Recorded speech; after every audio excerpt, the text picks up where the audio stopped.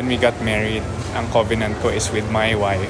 So, my call is second to God. My call is to love her, to support her.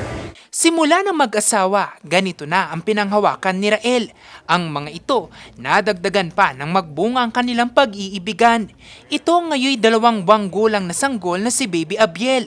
Kaya naman, para mapangalagaan ang kalusugan at development nito, todo suporta siya sa kanyang asawa na ngayoy nagpapa-breastfeeding. Naisip ko, we're a team eh. I'm building a family and it's a team. So, I have to support her all the way.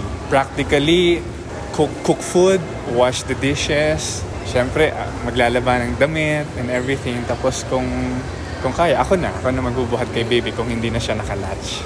Para at least may time si mommy na maggawa ng sarili niyang ritual. Ang mag-anak kabilang sa daan-daang mga taga-Baguio na sumuporta sa Hakabta program na parte ng selebrasyon ng National Breastfeeding Month ngayong Agosto. Isinagawa ang programa sa SM City Baguio.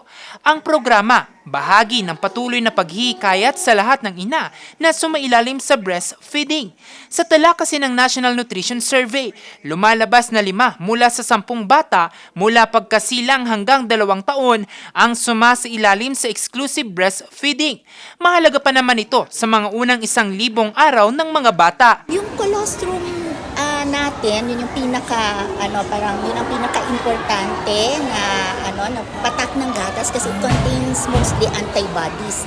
Tapos nun, usually dadami na yan on the 3rd to the 7th day. Sa God-given nature na for breastfeed. So, isa sa mga na-research namin about breastfeeding is mas malaki yung pagtaas ng immune system kesa sa formula. Iba pa rin pag natural talaga breastfed.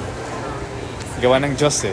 Sa naturang programa, sabay-sabay nagpa-breastfeeding ang mga ina, kasabay nitong pamamahagi ng suporta sa bata, pati na rin kay mommy. Ang pag-breastfeed, hindi siya ganon kadali, di ba? Minsan talaga, siya, puyat, pagod, syempre may trabaho pa sila. Yung mga moms natin, or karamihan sa mga nanay natin, may mga trabaho pa.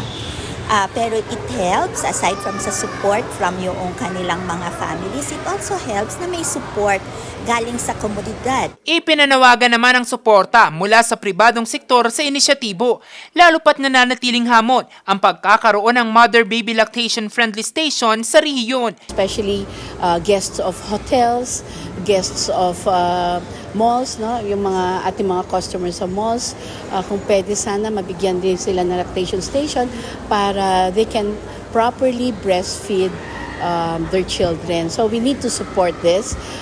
Kailangan, because we're not saying na, sige, you can breastfeed, no? However, if you don't have any infrastructure to support their breastfeeding, kulang din, no? Sa ngayon, nagpapatuloy ang iba't ibang grupo sa pagsulong ng breastfeeding, hindi lamang ngayong buwan ng Agosto, kundi sa mga magdadaan pang panahon.